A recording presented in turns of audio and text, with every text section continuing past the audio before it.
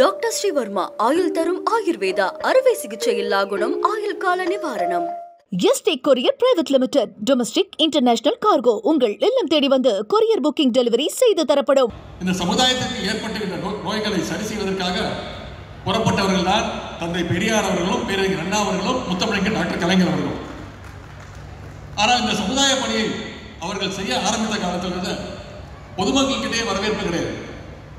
கல்லால் அடிச்சாங்க, தக்காளி எடுத்து வீசினாங்க, முட்டையால் அடிச்சாங்க, தடிகளால் தாக்குனாங்க.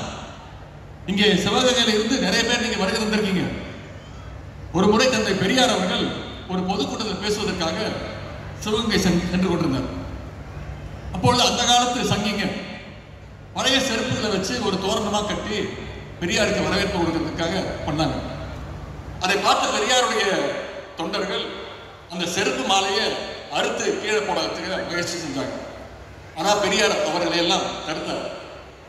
தடுத்துட்டு எதிர்மா சொன்னாரு, பொதுவா யாரையாச்சும் வரவேற்கணும்னா மா இலைகளை தோரணமாக கட்டி தொங்க விடுவாங்க. மா இலை எல்லா இடத்துலையுமே கிடைக்கும், ரொம்ப சுலபமா கிடைக்கும். ஆனா இங்கே இவங்க அந்த வித்தியாசமா வரவேற்கணும்னு பழைய செருப்புகளை மாலையா செஞ்சு தோரணம் கட்டியிருக்கிறாங்க. ஆகவே இதைத்தான் நான் பெரிய வரவேற்பாக நான் பார்க்கிறேன் என்று சொன்னவர் தான் தந்தை பெரியார் அவர்கள். அதே முத்தமிழ் கலைஞர் சுயமரியாதை இயக்க கொள்கைகளை பிரச்சாரம் செய்ததால் ஒரு முறை புதுச்சேரியில் கலைஞர் அவர்களே தாக்கப்பட்டார். தந்தை பெரியார் தான் கலைஞரை மீட்டு மருந்துட்டு ஈரோட்டுக்கு அழைச்சிட்டு போனார். கலைஞர் அவர்கள் மீது ஒரு சில கும்பல் ஏச்சுக்களையும் பேச்சுக்களையும் தொடர்ந்து வீசிக்கொண்டே இருந்தனர். அவர் சாகர வரைக்கும் போராட்டத்தை சந்திச்சார். இறந்த பிறகும் போராட்டம் நடத்தி அதிலையும் ஜெயிச்ச ஒரே தலைவர் தான் முத்தமிழ் டாக்டர் கலைஞர் அவர்கள். நீங்க இதை உணர வேண்டும்.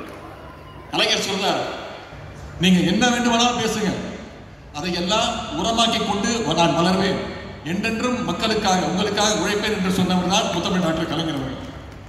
இன்றைக்கு நம்முடைய தலைவர் அவர்கள், நம்முடைய மாண்பு முதலமைச்சர் அவர்கள் கலைஞர் வழியில தமிழ்நாட்டை உயர்த்தி பிடித்துக் கொண்டிருக்கிறார் தன்னுடைய செயல்பாடுகள் மூலமாக. கடந்த 1.5 ஆண்டுகள் மட்டும் சமூக நீதி மற்றும் பகுத்தறிவு மருத்துவ அணி ஏராளமான நிகழ்ச்சிகளை நீங்க நடத்திருக்கிறீங்க. கலைஞர் நூற்றாண்டை முன்னிட்டு ஒரு ஆங்கில கருத்தரங்கம், பேரிடர் நேர மருத்துவ உதவி நிகழ்ச்சிகள், தமிழ்நாட்டுடைய 6 மண்டலங்கள்ல சமூக நீதி மற்றும் பகுத்தறிவு பாசறை கூட்டங்கள் என நிறைய நிகழ்ச்சிகள் நடத்தி காட்டியிருக்கிறீங்க. அதற்கு என்னுடைய வாழ்த்துக்கள். முதல் பாசறை கூட்டத்தை தஞ்சையில் நடத்தினீங்க. இன்னைக்கு கடைசி கூட்டத்தை புதுக்கோட்டையில நிறைவு செஞ்சிருக்கிறீங்க. உண்மையை சொல்லணும்னா நிறைவு செஞ்சிருக்கீங்கன்னு நான் சொல்ல மாட்டேன், இன்னைக்குதான் ஆரம்பிச்சிருக்கீங்க. நீங்க பேசிய இந்த கருத்துக்கள்லாம் இன்றோடு இந்த மேடையோடு நின்றுவிடக்கூடாது. இங்க பேசப்பட்ட கருத்துக்கள் தமிழ்நாடு முழுக்க ஒவ்வொருத்தர் வீட்டுக்கும் ஒவ்வொரு காதலையும் போய் சேர வேண்டும். பொதுவாக விளையாட்டு மேம்பாட்டு அணியை நான் எப்பொழுதுமே சொல்லுவேன், ரொம்ப ஒரு பணக்கார அணின்னு சொல்ல மாட்டேன், மிகவும் ஒரு வசதியான அணி அப்படின்னு விளையாட்டு அணியை சொல்லுவேன். ஆனா விளையாட்டு மேம்பாட்டு அணிக்கு சற்றும் குறைவில்லாத இன்னொரு வசதியான அணின்னா அது மருத்துவர் அணி தான். இதை நான் ஏன் சொல்றேங்கிறது அத்தனை பேருக்கும் தெரியும். ஏன்னா அந்த அணியில தான் திரு கம்மன் இருக்கிறாரு, திரு அண்ணாமலை ரகுபதி இருக்கிறாரு, திரு திலீப் குமார் இருக்கிறாரு. இவங்கெல்லாம் மிகச்சிறந்த அணிக்காக எதையும் செய்யக்கூடிய நிர்வாகிகள். இன்னொரு விஷயத்துக்காகவும் இந்த அணியை நான் பாராட்டணும். இந்த நிகழ்ச்சிக்கு பகுத்தறிவு, சமூக நீதி மற்றும் மாநில சுயாட்சி பொதுக்கூட்டம்னு பேர் வச்சிருக்கிறீங்க. சுருக்கமா சொல்லணும்னா இந்த 3ம் தான் நம்முடைய திராவிட இயக்கம். பகுத்தறிவு, சமூக நீதி, மாநில சுயாட்சி. ஒரு காலத்தில் டாக்டருக்கு படிக்கணும்னா அப்ளிகேஷன் போடணும்னால அதற்கு சமஸ்கிருதம் தெரிஞ்சிருக்கணும் அப்படின்னு ஒரு சட்டம் இருந்தது. அப்படி ஒரு நிலைமை இருந்தது. அந்த நிலையை ஒழிச்சுக்கிட்டது யார் பார்த்தீங்கன்னா நீதி கட்சியுடைய முதலமைச்சராக இருந்த திரு பனகல் அரசர் அவர்கள். இன்றைக்கு பிற்படுத்தப்பட்ட ஒடுக்கப்பட்ட சமூகத்தில் இருந்து டாக்டர்கள்லாம் வராங்கன்னா அதற்கு காரணம் நீதி கட்சி தான். ஆனா இன்றைக்கும் நம்ம வீட்டு பிள்ளைகள் டாக்டராக ஆகிவிடக் கூடாது என்பதற்காகத்தான் நீட் தேர்வை ஒன்றிய பாஜக அரசு கொண்டு வந்தது. 2 நாட்களுக்கு முன்பு பத்திரிகையில ஒரு செய்தி பார்த்தேன். நம்முடைய தமிழ்நாட்டு மாணவி பெயர் நிலா பாரதி சில ஆண்டுகளுக்கு முன்பு நீட் தேர்வு எழுதி மருத்துவராகின்ற வாய்ப்பை அவர் எழுந்தார். ஆனால் அதே மாணவி, அதே நிலா பாரதி இன்றைக்கு யூபிஎஸ்சி தேர்வு எழுதி மாநிலத்திலேயே முதலிடம் பிடித்து ஐஎஃப்எஸ் இந்தியன் ஃபாரஸ்ட் சர்வீஸ் அதிகாரியாக அந்த நிலைமை அடைந்திருக்கின்றார். இதனை நாம யோசிச்சு பார்க்கணும், சிந்திச்சு பார்க்க வேண்டும். ஒரு யூபிஎஸ்சி கிளியர் செய்ய முடிந்த நம்முடைய வீட்டு பிள்ளையால நீட் தேர்வை ஏன் கிளியர் செய்ய முடியல? ஏன்னா நீட் என்பது ஒரு தேர்வு கிடையாது, அது ஒரு சூழ்ச்சி என்பதை நீங்கள் புரிந்து கொள்ள வேண்டும். இதே மாதிரி தான் நீட் தேர்வு மாதிரி தான் இன்னைக்கு மும்மொழி கொள்கை கொண்டு வந்து இந்தியை திணிக்க முயற்சிக்கிறாங்க. அதே போல புதிய கல்விக் கொள்கை நியூ எஜுகேஷன் பாலிசின்னு கொண்டு வந்து திணிக்கிறாங்க. 3ஆம் வகுப்பு 5ஆம் வகுப்பு 8ஆம் வகுப்புக்கு பொதுத் தேர்வு கொண்டு வரணுன்றாங்க. அந்த புதிய கல்விக் கொள்கையை ஏற்றுக்கிட்டா தான் மாநிலத்துக்கு தர வேண்டிய 2500 கோடி ரூபாய் ஒன்றிய அரசு தரும்னு சொல்றாங்க. நம்முடைய முதலமைச்சர் சொல்லிட்டார், 2500 கோடி இல்லை, நீ 10,000 கோடி ரூபாய் கொடுத்தா கூட உங்களோட புதிய கல்விக் கொள்கையை என்னுடைய தமிழ்நாட்டு மாநிலத்துக்குள்ள நான் திணிக்க மாட்டேன். அதே மாதிரி இந்த புதிய கல்விக் கொள்கையில தான் குலத்தொழிலை செய்வதற்காக அதற்கு காசு தர, குலத்தொழிலை படி அதற்கு காசு தரேன்னு விஸ்வகர்மா திட்டம்னு ஒன்று கொண்டு வராங்க. ஒன்றிய அரசு கொண்டு வருது. நம்முடைய திராவிட மாநில அரசு மாணவர்களை எப்படியெல்லாம் படிக்க வைக்க முடியும் என்ற திட்டங்களை தொடர்ந்து நிறைவேற்றி வருது. மாணவர்களுக்கு காலையில உணவு திட்டம், 1ஆம் வகுப்பிலிருந்து 5ஆம் வகுப்பு வரை படிக்கக்கூடிய அனைத்து குழந்தைகளுக்கும் காலையில் ஸ்கூலுக்கு வந்தா அவங்களுக்கு தரமான காலை உணவு, படிச்சுட்டு அவங்க அடுத்து என்ன கல்லூரியில் போய் சேரலாம், என்ன கோர்ஸ் எடுக்கலாம் அப்படின்னு சொல்றதுக்கு நான் முதல்வன் ஒரு திட்டம்.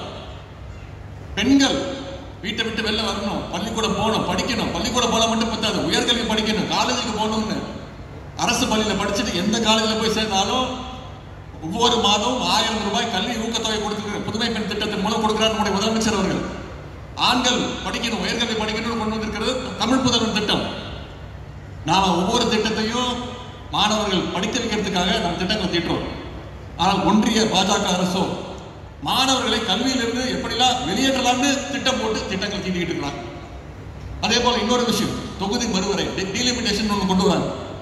அதாவது மக்கள் தொகை அடிப்படையில் இந்த டீலிமிட்டேஷனை கொண்டு வந்தாங்கன்னா தமிழ்நாட்டில் இருக்கக்கூடிய இப்போ 39 நாடாளுமன்ற உறுப்பினர் இருக்கிறாங்க, நாடாளுமன்ற தொகுதிகள் இருக்கு, அது 8 தொகுதிகள் குறைக்கப்பட்டு 31 தொகுதியாக மாறும்.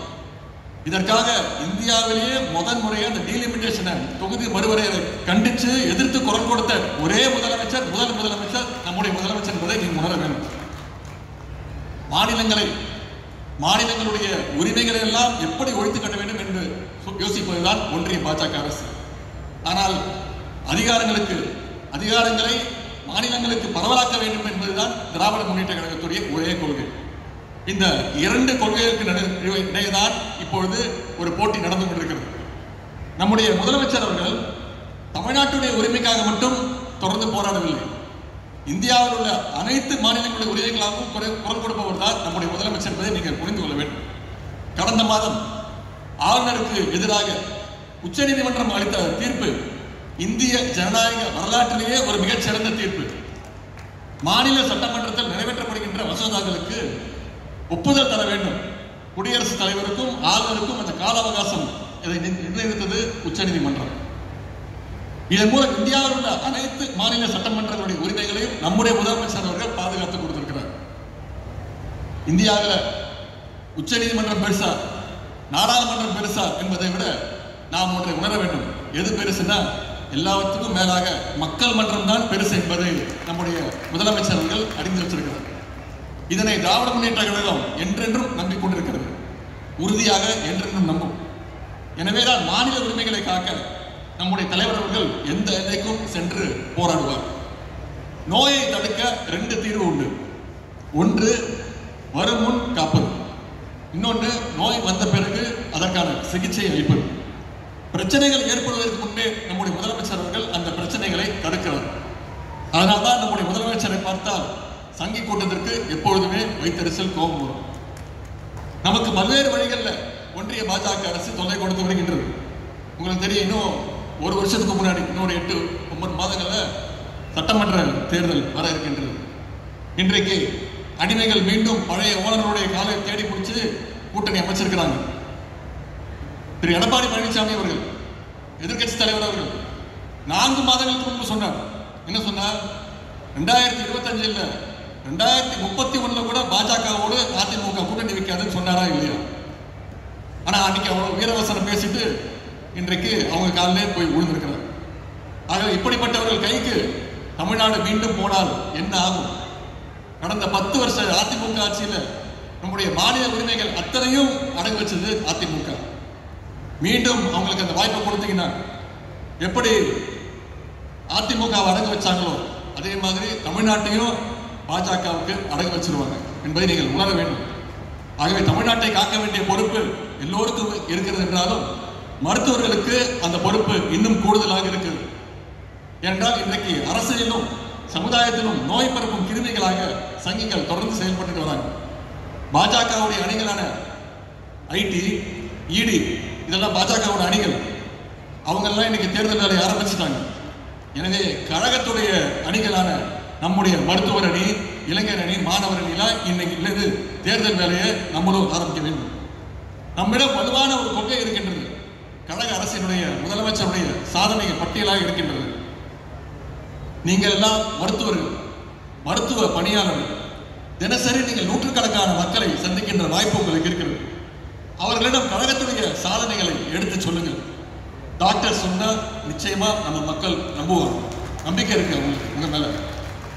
அதுவும் திமுகவில் இருப்பவர்கள் நீங்கள் எல்லாம் வெறும் மெடிக்கல் டாக்டர்ஸ் கிடையாது. நீங்கள் ஒவ்வொருத்தரும் சோசியல் டாக்டர்ஸ் என்று பெருமை கொண்டிருக்கிறது. ஆகவே அடுத்த 7-8 மாதங்கள் நாம் அயராது உழைக்க வேண்டும். 2026 நம்முடைய தலைவர் சொல்லியிருக்கிறார், வெல்வோம் 200 படைப்போம் வரலாறு என்று. அதை நிரூபித்து காட்டுவோம். நம்முடைய இலக்கு 200 பத்தாது. தலைவர் சொன்ன மாதிரி 234 நம்முடைய இலக்காக இருக்க வேண்டும். அதற்கு உங்கள் ஒவ்வொருடைய உழைப்பும் முயற்சியும் அவசியம். அடுத்த 1 வருஷத்துக்கு தேர்தல் மட்டும்தான் நம்முடைய கண்களுக்கு தெரிய வேண்டும். கழகம் 7வது முறையாக ஆட்சி அமைக்க வேண்டும். அந்த வரலாற்றை படைக்க வேண்டும்.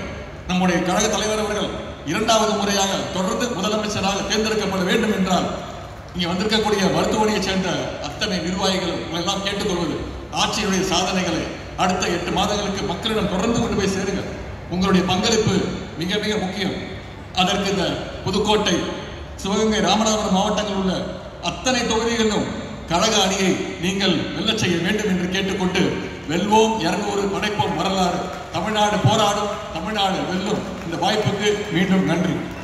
டாக்டர் ஸ்ரீவர்மா ஆயுள் தரும் ஆயுர்வேதா அறுவை சிகிச்சை இல்லா குணம், ஆயுள் கால நிவாரணம். Yesterday courier private limited, domestic international cargo உங்கள் இல்லம் தேடி வந்து கொரியர் புக்கிங் டெலிவரி செய்து தரப்படும். என்றும் உங்களுடன் மை இந்தியா. முக்கிய செய்திகளை உடனுக்குடன் தெரிந்து கொள்ள சப்ஸ்கிரைப் பண்ணுங்க, பெல் பட்டனை பிரஸ் பண்ணுங்க. என்றும் உங்களுடன் மை இந்தியா.